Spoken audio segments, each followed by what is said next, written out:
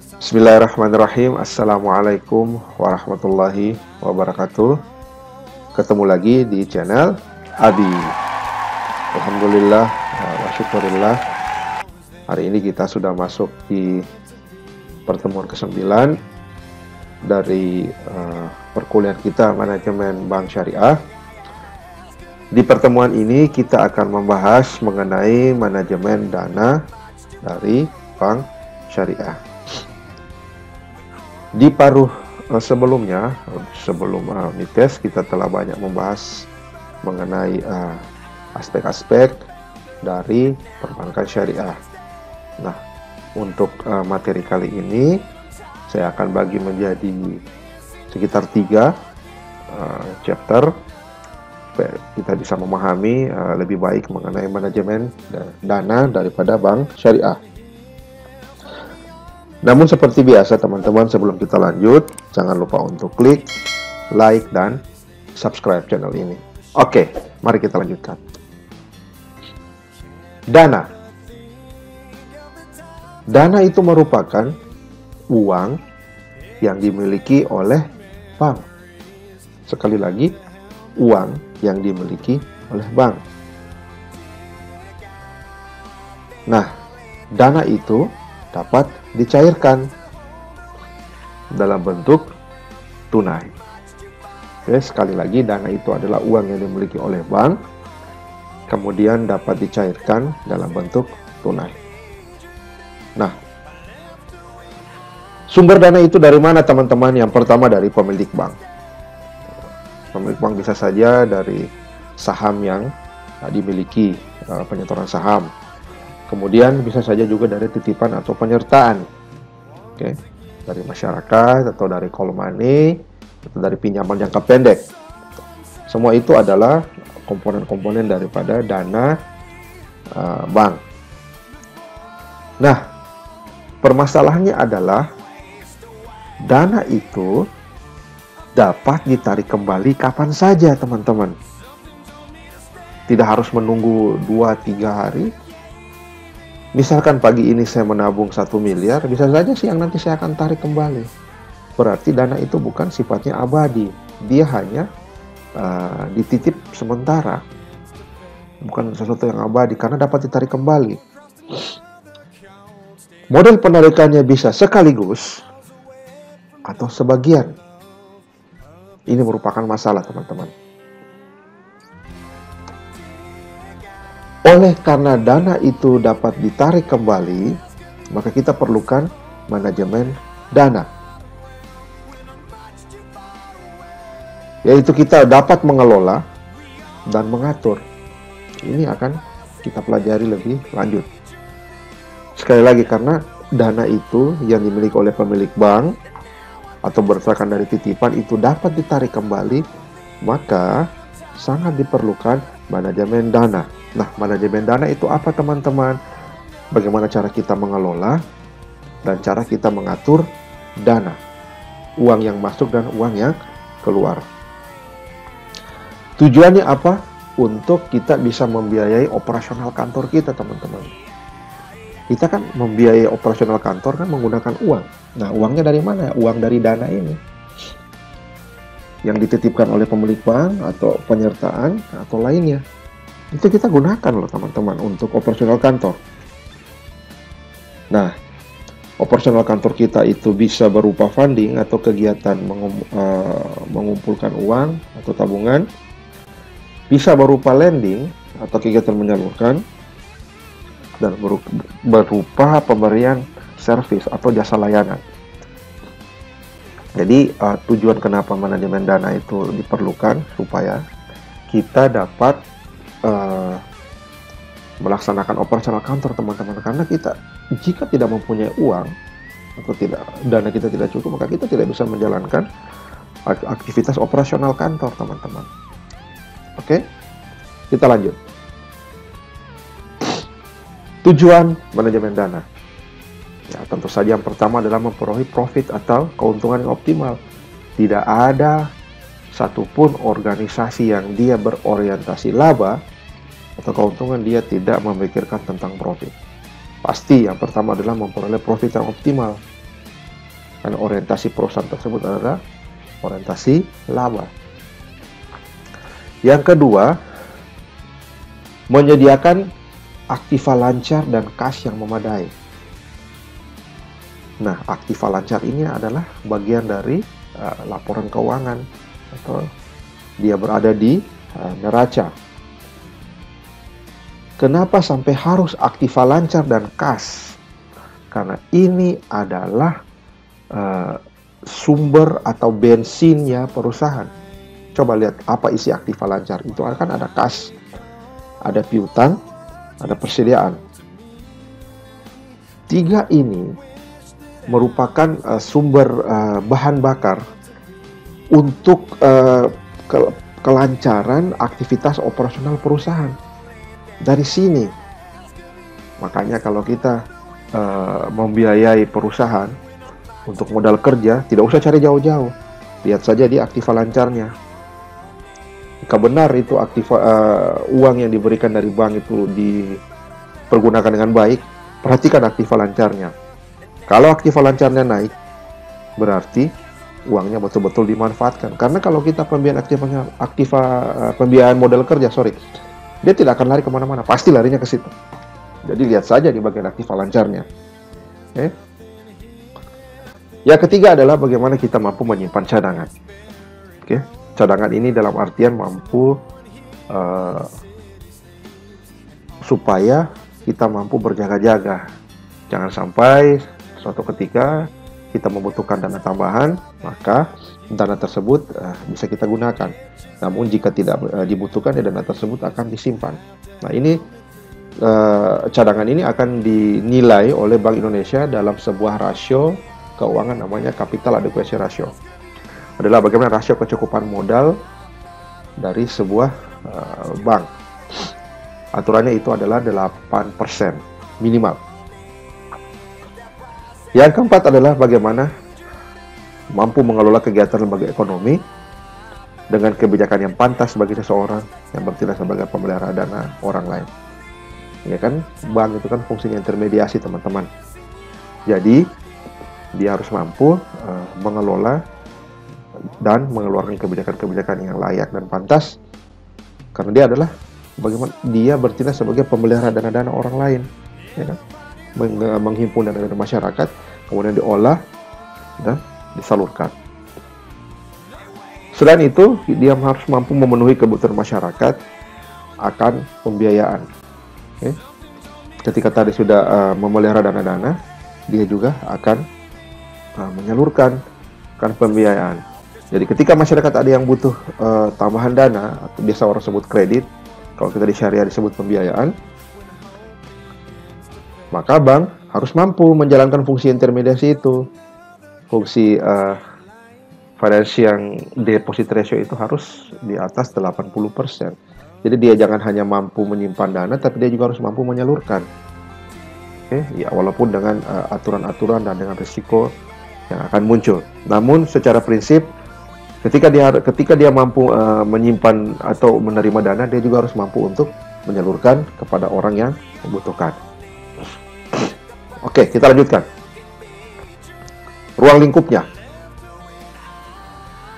Ruang lingkup dari manajemen dana itu yang pertama adalah kita bagaimana cara menghimpun dana. Karena sumber dana pihak ketiga dari perbankan itu adalah dari masyarakat. Menghimpun dana masyarakat. Kemudian yang kedua, mampu menyediakan uang tunai bagi pemilik dana. Ini juga harus dihitung baik-baik ya teman-teman. Karena jangan sampai ketika pemilik dana ingin menarik uangnya, tidak tersedia uang tunai. Nah, ini bisa jadi masalah. Kemudian tersedia dana untuk pembiayaan, seperti yang saya singgung di bagian sebelumnya tadi, teman-teman. Jangan dia hanya mampu menghimpun dana, namun dia melupakan fungsinya yang lain, yaitu dia menyediakan dana dan dia menyalurkan kepada orang yang membutuhkan. Agar fungsi financing to deposit ratio atau fungsi intermediasinya itu bisa berjalan dengan baik. Nah, kemudian juga bagaimana dia mampu mengelola modal bank. Kesemuanya itu teman-teman, sekali lagi, merupakan sumber pembiayaan untuk atau sumber dana bagi operasional kantor. Sekali lagi, kantor tidak akan bisa beroperasi dengan maksimal kalau dia tidak punya uang. Nah, uangnya itu berasal dari mana? Ya, berasal dari 4 item ini: menghimpun dana, menyediakan uang tunai, dana untuk pembiayaan, dan pengelolaan modal bank. Itu kuncinya, teman-teman. Nah, ini juga mempunyai masalah. Masalahnya apa, teman-teman? Yang pertama itu, bagaimana cara kita memperoleh dana. Karena sekali lagi yang kita di bagian awal kan, dana itu kan gampang sekali ditarik. Kapan saja bisa ditarik. Gampang untuk mendapatkan, gampang juga untuk ditarik. Bagaimana cara kita memperoleh dana dan dalam bentuk apa? Sekali lagi, dengan biaya yang relatif murah. Kenapa kalau kita memperoleh dana harus dengan biaya yang relatif murah? Agar ketika kita menyalurkan nanti,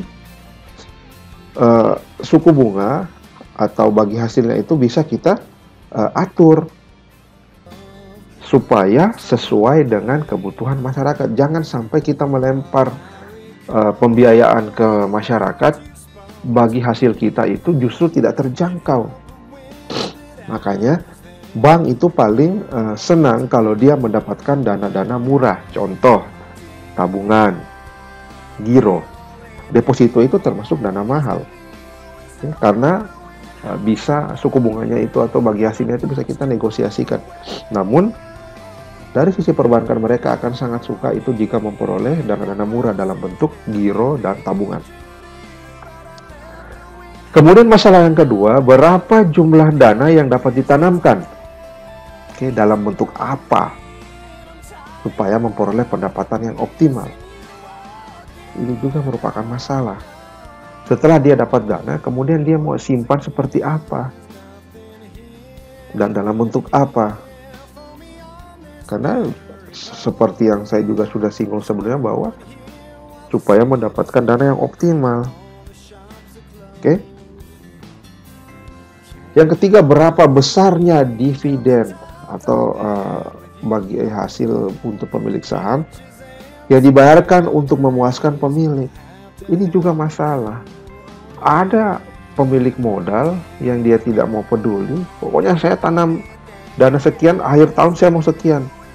Dia tidak melihat mengenai kondisi perusahaan itu. Pokoknya mau dapat banyak saja. Tapi ada juga pemilik dana itu yang baik. Dia biasanya mereka menangguhkan dividennya demi untuk diputar lagi atau untuk dioperasionalkan lagi, sehingga menambah struktur modal perusahaan. Nah, yang keempat, berapa besar laba ditahan yang memadai untuk pertumbuhan bank syariah. Ini juga masalah. Jangan sampai terlalu banyak laba itu ditahan. Oke, laba itu disimpan, namun untuk penyaluran dananya itu justru dananya kurang. Nah, ini merupakan masalah. Ini harus diatur, teman-teman. Jangan juga laba terlalu banyak, istilahnya terlalu banyak disimpan, laba juga kurang. Nah, itu ada persentasinya. Itu harus diatur sedemikian rupa sehingga bisa dana itu diatur dengan baik. Ini adalah ruang lingkupnya, teman-teman. Fungsi dana bank syariah. Yang pertama adalah sebagai pengelola investasi, pemilik dana, atau sahibul mal. Nah, di sisi penghimpunan dana, pemilik dana itu sekali lagi disebut sahibul mal. Ini kemarin masih banyak yang keliru ya mengenai sahibul mal. Jika di sisi penghimpunan dana, pemilik dana itu disebut sahibul mal. Namun jika di sisi penyaluran dana, sahibul mal itu adalah pihak bank syariah. Nah, di sini adalah kita mampu menjadi pengelola investasi. Jadi sahibul mal itu ingin menginvestasikan dananya, bank syariah harus mampu untuk melihat itu, bahwa dana-dana yang akan diinvestasikan di dalam perusahaan kita atau bank kita seharusnya dapat dimanfaatkan dengan baik. tentu saja jika dimanfaatkan dengan baik itu harus sesuai dengan arahan investasi yang dikehendaki oleh pemilik dana.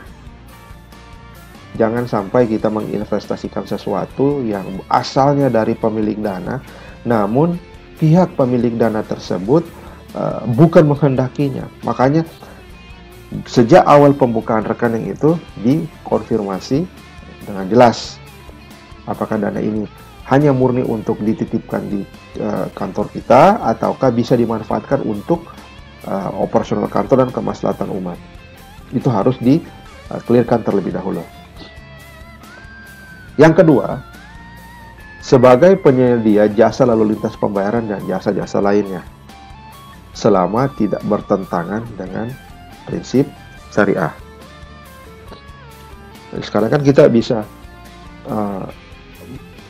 membayar tagihan-tagihan itu tidak harus lagi datang ke kantor yang bersangkutan. Kita mau bayar listrik, mau bayar air, itu kan sudah bisa di perbankan, tinggal kita buka mobile banking atau kita datang ke kantornya atau kita ke ATM dan bisa membayar selama tidak bertentangan dengan prinsip syariah. Yang terakhir adalah sebagai pengelola fungsi-fungsi sosial. Satu hal yang membedakan dari sekian perbedaan antara bank konvensional dengan bank syariah adalah bagaimana bank syariah itu mampu untuk mengelola dan menjalankan fungsinya di sistem sosial kemasyarakatan. Bank syariah itu banyak menerima bantuan-bantuan dana, dan dia juga menyalurkan untuk dana-dana talangan, ya kan, kemudian dana-dana bantuan, dana-dana zakat. Nah itu di bank syariah ada, beda dengan bank konvensional. Dia selaku pengelola fungsi sosial.